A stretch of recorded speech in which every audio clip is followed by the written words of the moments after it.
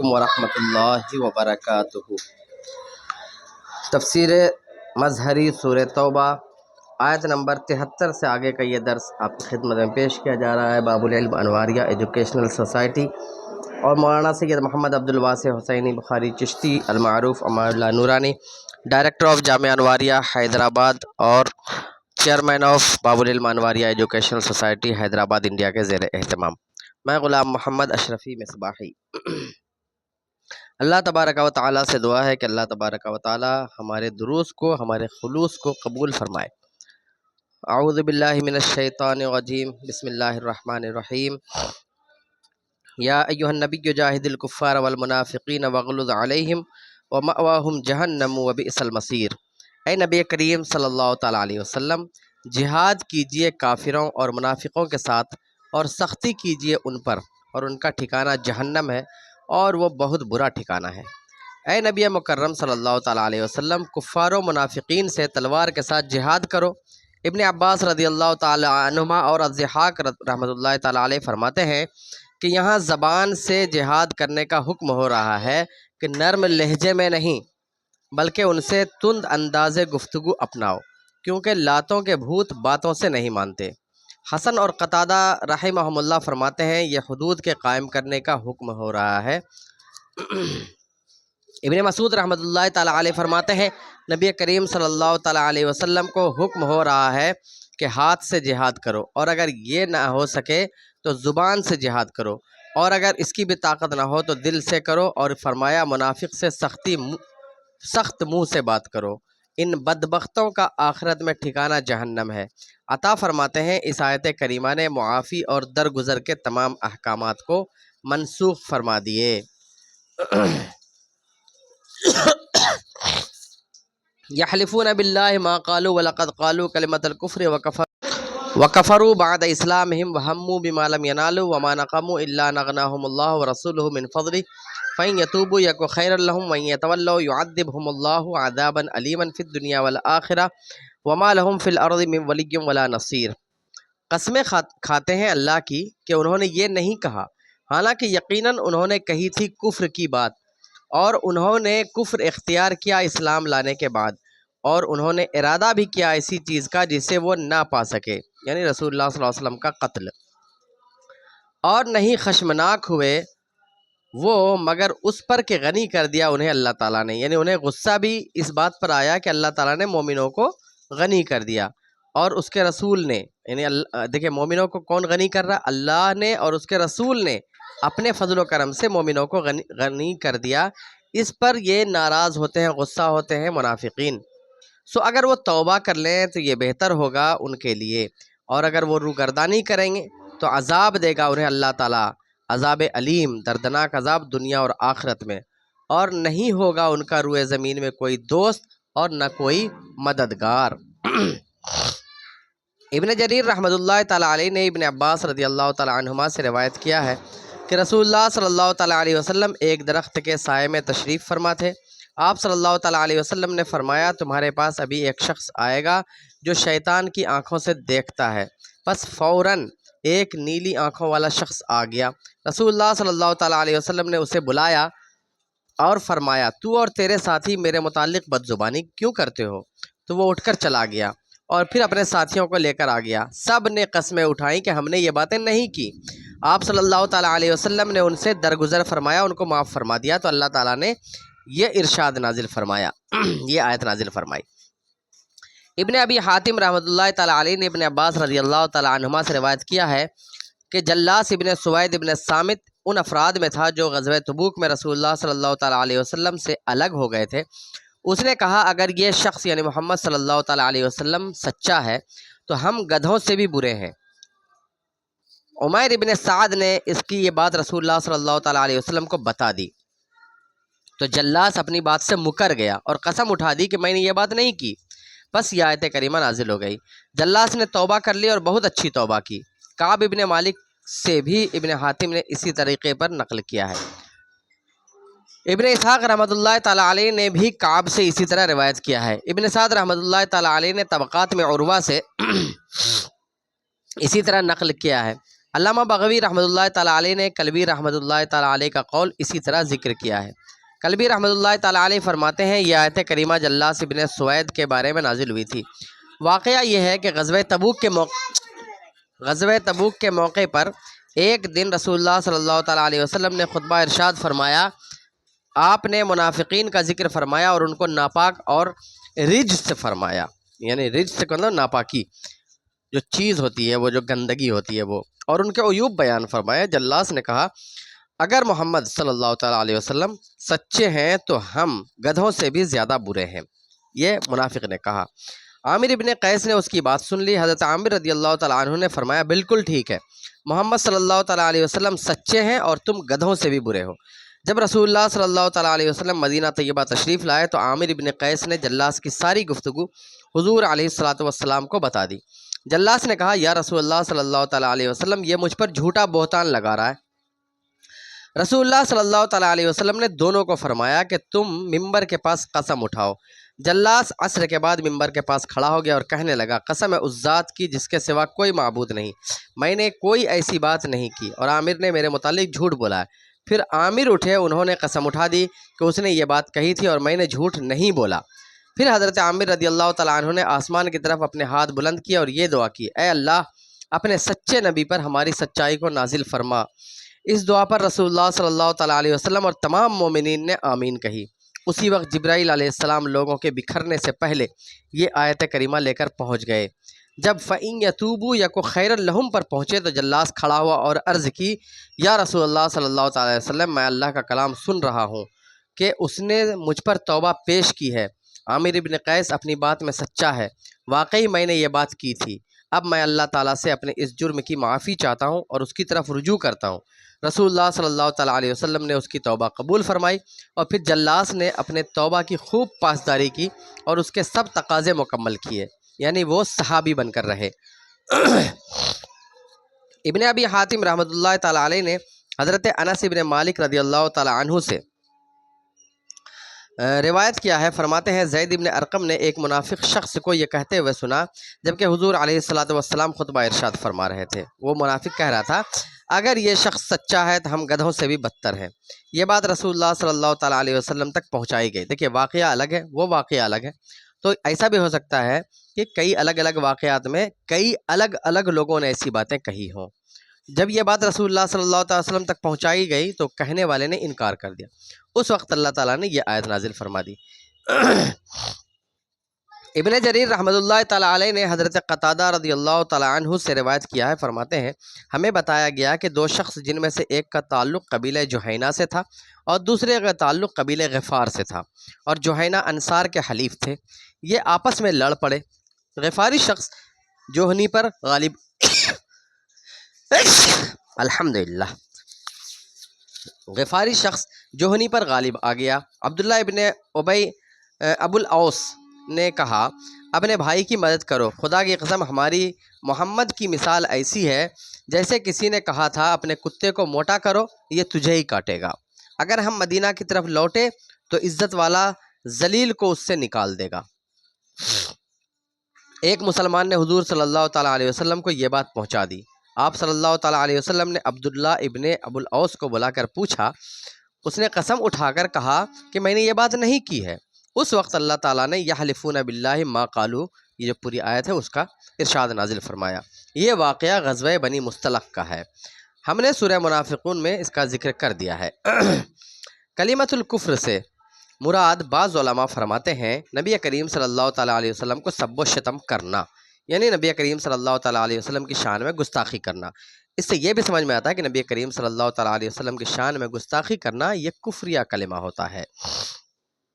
بعض لوگ فرماتے ہیں اس سے مراد جلاس کا قول ہے، کیونکہ اس نے کہا تھا اگر محمد سچے ہیں تو ہم گدھوں سے بھی بدتر ہیں، اور بعض فرماتے ہیں ان کا یہ قول ہے کہ اگر ہم مدینے لوٹے تو عزت والا ذلیل کو وہاں سے نکال دے گا۔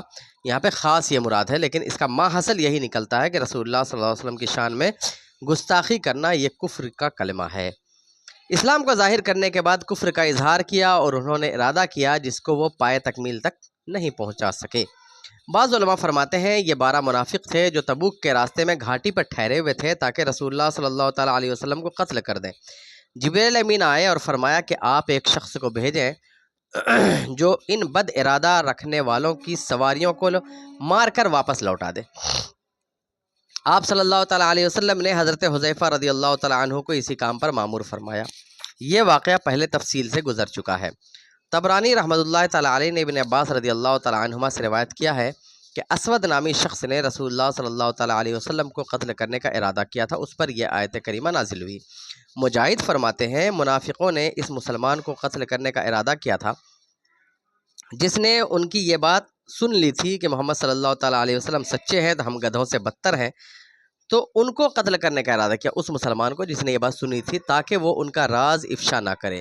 اب بعض علماء فرماتے ہیں غزوہ بنی مستلق میں منافقوں نے رسول کریم صلی اللہ تعالیٰ علیہ وسلم اور مومنوں کو نکالنے کا ارادہ کیا تھا، اس ارادے سے وہ ارادہ مراد ہے۔ سدی رحمۃ اللہ تعالیٰ علیہ کہتے ہیں منافقوں نے کہا تھا ہم جب مدینہ لوٹیں گے تو ہم عبداللہ ابن ابی کے سر پر ریاست کا تاج سجائیں گے، لیکن وہ اس ارادے میں کامیاب نہ ہوئے۔ یعنی ایک ارادہ یہ تھا عبداللہ ابن ابی کو ریاست کا سردار بنانا، ریاست مدینہ کا۔ ایک ارادہ تھا کہ جس مسلمان نے ان کو رسول اللہ صلی اللہ علیہ وسلم کی شان میں گستاخی کرتے ہوئے سن لیا تھا اس کو قتل کرنا، اور ایک ارادہ تھا رسول اللہ صلی اللہ تعالیٰ علیہ وسلم کو غزوہ تبوک سے واپسی کے موقع پر گھاٹی میں قتل کرنا۔ یہ تینوں ارادے تھے، لیکن ان تینوں میں سے کسی بھی ارادے میں وہ لوگ کامیاب نہ ہوئے۔ اس انتقام و عداوت اور ناپسندیدگی کی اور کوئی وجہ نہیں سوائے اس کے کہ اللہ اور اس کے رسول نے ان پر فضل و کرم فرمایا، جس کی وجہ سے یہ بد فطرت اور کمینے لوگ بگڑ گئے، یعنی مسلمانوں پر۔ فضل و احسان ہر صاحب دل کے نزدیک محبوب اور مرغوب چیز ہے، جو محبت و فرما برداری کا موجب ہے، نہ کہ عداوت و انتقام کا۔ یہ جملہ ہمو کے فاعل سے حال ہے اور ان کے خبث باطنی اور بدنیتی کو بیان کر رہا ہے، کیونکہ انہوں نے احسان کے مقابلے میں، یعنی اللہ تعالیٰ نے ان پر احسان کیا تھا کہ ان کے رسول آئے ان کے پاس، اللہ تعالیٰ کا دین آیا اس کے پاس، یہ احسان و کرم تھا اور ان کو موقع بھی ملا اسلام قبول کرنے کا، مگر اس کے بدلے میں انہوں نے احسان کے بدلے میں احسان کیا جاتا ہے، لیکن انہوں نے کیا عداوت اور دشمنی پال لی۔ یہ جملہ ہمو کے فاعل سے حال ہے اور ان کے خبث باطنی اور بدنیتی کو بیان کر رہا ہے، کیونکہ انہوں نے احسان کے مقابلے میں عداوت و دشمنی اور احسان فراموشی کا ثبوت دیا۔ ابن جریر اور ابو الشیخ رحمہ اللہ نے حضرت اکرمہ رضی اللہ تعالیٰ عنہ سے بیان کیا ہے کہ مولا ابن عدی ابن کعب نے انصاری آدمی کو قتل کر دیا تو حضور صلی اللہ علیہ وسلم نے اس پر 12,000 درہم دیت کا فیصلہ فرمایا۔ 12,000 درہم۔ علامہ بغوی رحمۃ اللہ تعالیٰ علیہ فرماتے ہیں جلاس کا غلام قتل ہوا تو رسول اللہ صلی اللہ علیہ وسلم نے اس کی دیت 12,000 درہم مقرر فرمائی تو وہ غنی ہو گیا۔ جلاس جو منافقوں کے درمیان تھے، بعد میں اگرچہ انہوں نے توبہ کر لی تھی۔ اس کے متعلق یہ ارشاد اغناہم اللہ ورسولہ من فضلہ نازل ہوا۔ قلبی رحمۃ اللہ تعالیٰ علیہ فرماتے ہیں نبی کریم صلی اللہ تعالیٰ علیہ وسلم کے مدینہ طیبہ میں قدم رنجہ فرمانے سے پہلے بہت تنگ اور فقر کی زندگی گزارتے تھے مدینہ کے لوگ۔ آپ صلی اللہ تعالیٰ علیہ وسلم تشریف لائے تو غنائم کے ملنے کی وجہ سے وہ خوشحال اور مالدار ہو گئے۔ اگر وہ اپنے کفر اور نفاق سے توبہ کر لیں تو یہ ان کے لیے بہتر ہے۔ اب پہلے گزر چکا ہے کہ یہی آیت کریمہ جلاس کی توبہ کا سبب بنی۔ اگر وہ توبہ اور اخلاص سے اعراض کریں گے تو اللہ تعالیٰ انہیں دنیا میں رسوائی اور ذلت یا قتل کا دردناک عذاب دے گا، اور آخرت میں بھڑکتی آگ سے ان کی تواضع کی جائے گی۔ تواضع یعنی جس طرح کی مہمان کی تواضع ہوتی ہے ویسے ان کی بھی تواضع کی جائے گی۔ اور یہ جو الفاظ ہوتے ہیں، اس طرح کے جو جملے ہوتے ہیں جیسے خوشخبری سنا دو، تواضع، یہ سب زجر و توبیخ کے جملے ہوتے ہیں۔ ان کے لیے کوئی مددگار اور معاون نہ ہوگا جو انہیں اس عذاب یعنی قتل اور رسوائی سے بچا سکے گا۔ علامہ بغوی رحمۃ اللہ تعالیٰ علیہ نے اپنی سند کے ساتھ اور اسی طرح ابن جریر، ابن ابی حاتم، ابن مردویہ، طبرانی اور بہقی رحمہم اللہ نے شعب الایمان میں ابو امامہ باہلی سے روایت کیا ہے کہ ثعلبہ ابن حاطب الانصاری رسول اللہ صلی اللہ تعالیٰ علیہ وسلم کی بارگاہ میں حاضر ہوا اور عرض کی یا رسول اللہ صلی اللہ تعالیٰ علیہ وسلم دعا فرمائیے کہ اللہ تعالیٰ مجھے مال عطا فرمائے۔ یا رسول اللہ صلی اللہ تعالیٰ علیہ وسلم دعا فرمائیے کہ اللہ تعالیٰ مجھے مال عطا فرمائے۔ رسول اللہ صلی اللہ تعالیٰ علیہ وسلم نے فرمایا کیا تیرے لیے رسول اللہ صلی اللہ تعالیٰ علیہ وسلم کا اسوہ حسنہ کافی نہیں ہے؟ قسم اس ذات کی جس کے قبضے قدرت میں میری جان ہے، اگر میں چاہتا کہ یہ پہاڑ میرے ساتھ سونا بن کر چلیں تو میرے ساتھ چلتے، اس نے پھر وہی عرض کی، یا رسول اللہ صلی اللہ علیہ وسلم، اللہ تعالیٰ سے دعا فرمائے کہ وہ مجھے مالدار کر دے۔ پھر اللہ تعالیٰ نے اللہ کے رسول صلی اللہ علیہ وسلم نے قسم ہے اس ذات کی جس نے آپ صلی اللہ تعالی وسلم کو برحق نبی مبعوث فرمایا، اگر مجھے دولت ملی تو میں ہر حقدار کو اس کا حق ادا کروں گا۔ یہ اس نے کہا، کس نے؟ ثعلبہ ابن حاتب الانصاری نے۔ رسول اللہ صلی اللہ تعالی علیہ وسلم نے دعا فرمائی، اللہم ارزق ثعلبۃ مالا، یا اللہ ثعلبہ کو مالدار کر دے۔ راوی فرماتے ہیں اس نے چند بکریاں خریدیں تو دعائے نبوت کی برکت سے ایسی بڑھیں جیسے کیڑے بڑھتے ہیں۔ بکریوں کی کثرت کی وجہ سے ثعلبہ پر شہر کا ماحول تنگ ہو گیا اور وہ شہر سے دور چلا گیا اور ایک وادی میں بکریوں کو بٹھانے لگا۔ وہ لگاتار بڑھتی چلی گئیں۔ پہلے وہ ظہر اور عصر کی نماز رسول اللہ صلی اللہ تعالیٰ علیہ وسلم کی معیت میں پڑھتا تھا اور بقیہ نمازیں اپنے ریوڑ میں پڑھتا تھا، یعنی اپنی بکریوں کے درمیان۔ پھر وہ بکریاں اتنی زیادہ ہو گئیں کہ ان کی دیکھ بھال اور ان کی کثرت کے باعث مصروفیات اتنی بڑھیں کہ وہ اب صرف جمعہ کی نماز کو حاضر ہوتا تھا۔ جب مزید بڑھ گئیں تو نہ جمعہ کو حاضر ہو سکتا تھا اور نہ جماعت میں۔ جب جمعہ کا دن ہوتا تو لوگوں سے مل کر حالات دریافت کرتا۔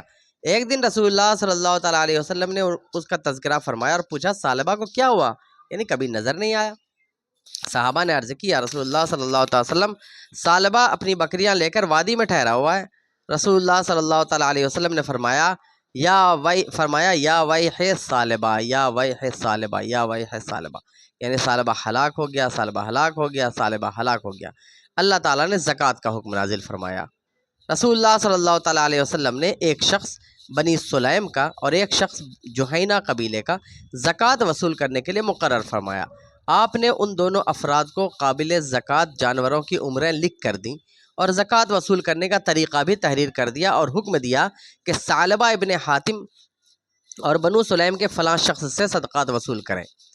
جب وہ دونوں ثعلبہ کے پاس آئے اور زکوٰۃ کا سوال کیا اور رسول اللہ صلی اللہ تعالیٰ علیہ وسلم کی تحریر پڑھ کر سنائی، ثعلبہ نے کہا، یہ تو ٹیکس ہے جو غیر مسلموں پر ہوتا ہے، اس میں اور جزیہ میں کیا فرق ہے؟ اب تم دونوں آگے چلے جاؤ، جب دوسرے لوگوں سے زکوٰۃ وصول کر کے فارغ ہو جاؤ تو پھر میری طرف لوٹ آنا۔ وہ چلے گئے۔ جب سلمی شخص کو حضور صلی اللہ علیہ وسلم کے کارندوں کی آمد کی خبر ہوئی تو اس نے موٹے تازے عمدہ جانور چن کر زکوٰۃ کے طور پر پیش کر دیے۔ جب سلمی شخص کو بنو اسلم سے اس شخص کو جب معلوم ہوا حضور صلی اللہ علیہ وسلم کے زکوٰۃ وصول کرنے والے لوگ آ رہے ہیں تو اس نے موٹے تازے عمدہ جانور چن کر زکوٰۃ میں پیش کر دیے۔ جب ان کارندوں نے وہ عمدہ جانور دیکھے تو کہنے لگے، تجھ پر یہ تو لازم نہ تھے، یعنی اتنا موٹا اتنا بڑا جانور تو تم کو زکوٰۃ میں دینا نہیں تھا۔ اس نے کہا، تم لے لو، میرا نفس اس ادائیگی پر پوری طرح مطمئن اور خوش ہے۔ وہ دونوں افراد لوگوں سے زکوٰۃ وصول کر کے پھر ثعلبہ کے پاس دوبارہ پہنچ گئے۔ ثعلبہ نے کہا، مجھے رسول اللہ صلی اللہ تعالیٰ علیہ وسلم کی لکھی ہوئی تحریر دکھاؤ۔ اسے پڑھا تو کہنے لگا، یہ زکوٰۃ بھی تو جزیہ ہے، یہ زکوٰۃ بالکل جزیہ کے مترادف ہے، یعنی بالکل جزیہ کی طرح ہے۔ تم دونوں اب واپس جاؤ، میں کچھ سوچ لوں۔ راوی فرماتے ہیں جب وہ دونوں شخص واپس آئے تو ان کے کلام کرنے سے پہلے رسول اللہ صلی اللہ تعالیٰ علیہ وسلم نے انہیں دیکھ کر فرمایا، یا ویح ثعلبہ، یا ویح ثعلبہ، یا ویح ثعلبہ، ثعلبہ ہلاک ہو گیا۔ پھر سلمی شخص جس نے زکوٰۃ کے لیے عمدہ جانور بطیب خاطر پیش کر دیے تھے، یعنی پورے دل کے ساتھ پورے دل سے پیش کیا تھا، اس کے لیے دعائے خیر فرمائی۔ بعد میں ان دونوں کارندوں نے ثعلبہ کا طرز عمل بتایا۔ اللہ تعالیٰ نے ثعلبہ کے متعلق یہ ذیل کی آیت نازل فرمائی، وَمِنْهُمْ مَنْ عَاهَدَ اللَّهَ لَئِنْ آتَانَا مِنْ فَضْلِهِ لَنَصَّدَّقَنَّ وَلَنَكُونَنَّ مِنَ الصَّالِحِينَ، اور کچھ ان میں سے وہ ہیں جنہوں نے وعدہ کیا اللہ تعالیٰ کے ساتھ کہ اگر اس نے دیا ہمیں اپنے فضل سے تو ہم دل کھول کر خیرات دیں گے اور ضرور ہو جائیں گے نیکوکاروں میں۔ منہم کی ضمیر کا مرجع منافقین ہے اور لنصدقن اصل میں لنتصدقن تھا، تا کو صاد میں مدغم کیا گیا ہے، نصدقن ہو گیا ہے۔ ابن جریر ابن مردویہ رحمہم اللہ نے العوفی کے طریق سے ابن عباس رضی اللہ تعالی عنہما سے اس ارشاد کا یہ مطلب روایت کیا ہے کہ وہ اہل صلاح جیسا عمل کرے گا، یعنی صلہ رحمی، زکوٰۃ، صدقات واجبہ اور مستحبہ کو رضائے الہی کے لیے ادا کرے گا۔ یہ اس نے وعدہ کیا تھا لیکن ایسا کچھ کیا نہیں۔ فلما آتاہم من فضلہ بخلوا بہ وتولوا وہم معرضون، پھر جب اس نے عطا فرمایا انہیں اپنے فضل سے تو کنجوسی کرنے لگے اس کے ساتھ اور روگردانی کر لی اور وہ منہ پھیرنے والے ہیں۔ یعنی جب اللہ تعالیٰ نے ان پر اپنے خزانے کے منہ کھول دیے تو وہ اس مال پر سانپ بن کر بیٹھ گئے اور حقوق الہی ادا کرنے سے باز رہے اور اطاعت الہی اور اطاعت رسول سے منہ پھیر لیا۔ اور منافق قوم کی اعراض کرنا پرانی عادت ہے، اور منافق قوم کی تو منہ پھیرنے کی عادت پرانی ہے۔ فَأَعْقَبَهُمْ نِفَاقًا فِي قُلُوبِهِمْ إِلَى يَوْمِ يَلْقَوْنَهُ بِمَا أَخْلَفُوا اللَّهَ مَا وَعَدُوهُ وَبِمَا كَانُوا يَكْذِبُونَ۔ پس اس کا نتیجہ یہ نکلا کہ اللہ تعالیٰ نے نفاق جما دیا ان کے دلوں میں اس دن تک جب ملیں گے اس کو، اس وجہ سے کہ انہوں نے خلاف ورزی کی اللہ تعالیٰ سے جو وعدہ انہوں نے کیا تھا، اور اس وجہ سے کہ وہ جھوٹ بولا کرتے تھے۔ اللہ تعالیٰ یا بخل نے ان کا انجام بد اعتقادی پر کر دیا، یعنی اللہ تعالیٰ یا بخل نے ان کا انجام بد اعتقادی پر کر دیا، اور یہ بد اعتقادی ان کے دلوں میں یوں راسخ ہو گئی، یوں بیٹھ گئی کہ زکوٰۃ کے واجب ہونے کو تسلیم نہیں کرتے تھے، اور اس اسلام کے بنیادی رکن کو جزیہ کے مترادف سمجھتے تھے جو کافروں سے لیا جاتا تھا۔ اور یہ نفاق اس وقت تک ان کے دلوں میں جمع رہے گا جب تک کہ یہ مر کر اللہ تعالیٰ سے ملاقات کریں گے یا اپنے اعمال کی سزا پائیں گے۔ ملاقات کے دن سے مراد قیامت کا دن ہے یا قبر میں پہنچنے کا دن ہے۔ مطلب یہ ہے کہ اللہ تعالیٰ نے انہیں توبہ کی توفیق سے محروم کر دیا ہے، یہ اب نفاق کی نحوست پر ہی مریں گے، اور یہ سزا انہیں اس لیے دی گئی ہے کیونکہ انہوں نے تصدیق اور صلاح کا جو وعدہ کیا تھا اس کی خلاف ورزی کی اور جھوٹ بولتے تھے۔ وعدہ خلافی کے ضمن میں جھوٹ بھی ہوتا ہے، اس لیے یہ دو اعتبار سے قبیح اور قابل مذمت ہے، یعنی برا عمل ہے۔ رسول اللہ صلی اللہ تعالیٰ علیہ وسلم نے فرمایا منافق کی 3 نشانیاں ہیں: جب بولتا ہے تو جھوٹ بولتا ہے، جب وعدہ کرتا ہے تو وعدہ خلافی کرتا ہے، اور جب اسے امین بنایا جاتا ہے کسی بھی مال کا تو اس میں وہ خیانت کرتا ہے۔ یہ حدیث متفق علیہ ہے اور حضرت ابو ہریرہ رضی اللہ تعالیٰ عنہ سے مروی ہے۔ مسلم کے الفاظ آخر میں وَإِنْ صَامَ وَصَلَّى زائد ہیں، یعنی اگرچہ وہ نمازی اور روزہ دار بھی ہو اور اپنے آپ کو مسلمان بھی گمان کرتا ہو۔ امام بغوی رحمۃ اللہ تعالیٰ علیہ، ابن جریر رحمۃ اللہ تعالیٰ علیہ نے ابو امامہ کی مذکورہ بالا حدیث میں ثعلبہ کے متعلق آیت کے نزول کا ذکر کیا ہے۔ اس میں بیان کیا ہے کہ جب آیت نازل ہوئی تو رسول اللہ صلی اللہ تعالیٰ علیہ وسلم کے پاس ثعلبہ کا ایک رشتہ دار بیٹھا تھا۔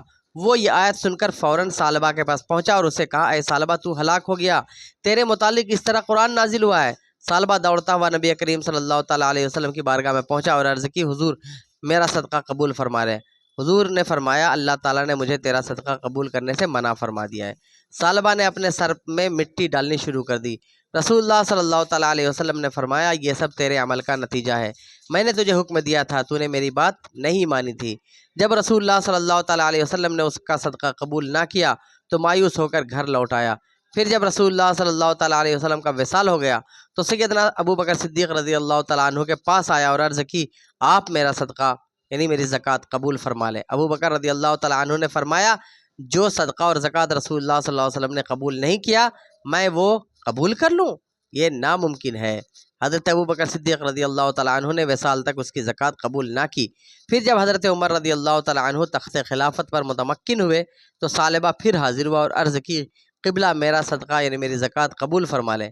آپ رضی اللہ تعالیٰ عنہ نے فرمایا، جو صدقہ یعنی زکوٰۃ تجھ سے نہ رسول اللہ صلی اللہ علیہ وسلم نے قبول فرمایا نہ ابو بکر رضی اللہ تعالیٰ عنہ نے قبول فرمایا، میں قبول کر لوں؟ یہ ناممکن ہے۔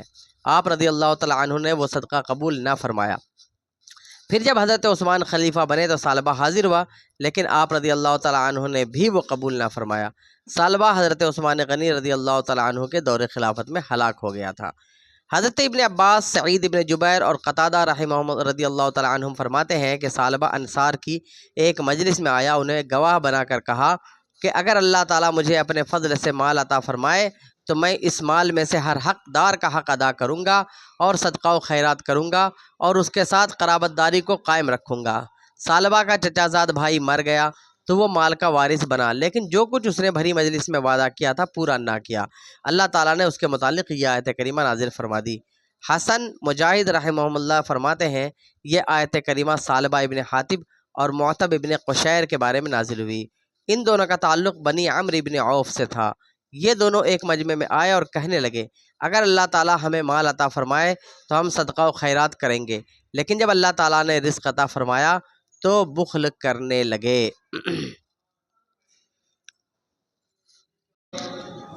الم یعلموا ان اللہ یعلم سرهم ونجواهم وان اللہ علام الغیوب، کیا وہ نہیں جانتے کہ بے شک اللہ تعالیٰ جانتا ہے ان کے راز کو اور ان کی سرگوشی کو، اور یقیناً اللہ تعالیٰ خوب جاننے والا ہے سارے غیبوں کو۔